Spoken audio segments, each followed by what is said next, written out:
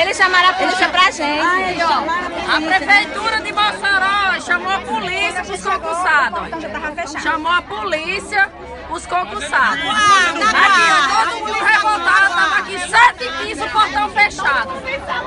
Aí a prefeitura chamou a polícia pra tirar o pessoal que tá aqui atrás dos direitos de fazer a prova. Aqui, ó. Aqui, ó. Vamos entrar também? Vendo? Prefeitura de Mossoró fazendo povo a população de Palhaça para concorrer ao concurso que já era fraudulento. Concurso fraudulento. Olha o que é a prefeitura fez? Para arrecadar dinheiro, fazer o povo de Palhaça. Cadê as autoridades?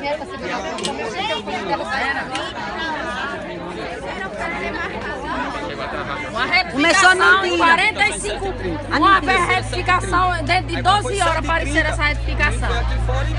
Olha, pessoal, vai fechar o portão. 12 horas. Quem tá entra aí. Botaram gente pra fora. Botaram gente pra fora. Eu fui uma que fui botada pra fora. Eu cheguei 7h20, fui botada pra fora. Eu fui botada pra fora. Eu fui botada pra fora, mentira. Eu fui botada de palhaça. Eu fui botada pra fora. Eu. Não pode mudar um edital. Boa noite, poder na surdina não. Entendeu? Fraudulento, queria dinheiro. Você sabe ler? Você sabe ler? Então traga de novo! Quer ver? Quer dinheiro da gente. Você sabe ganhar dinheiro. Você lê que próxima vez, esse rapaz aqui, camisa azul.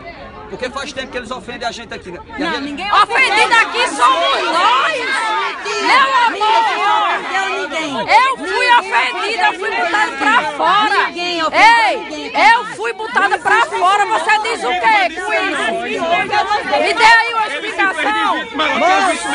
7h20, eu cheguei 7h28. Eu já disse ao pessoal que tava 7h28, não existe. Eu fui botada, meu amor, eu fui botada pra fora. O senhor diz o quê? O senhor tem o que a dizer? Eu fui botada pra fora, 7h20. Pois eu já cheguei.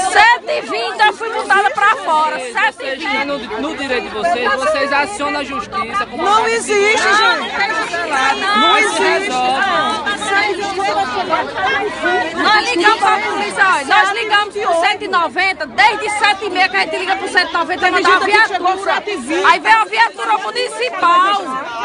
municipal, existe isso não.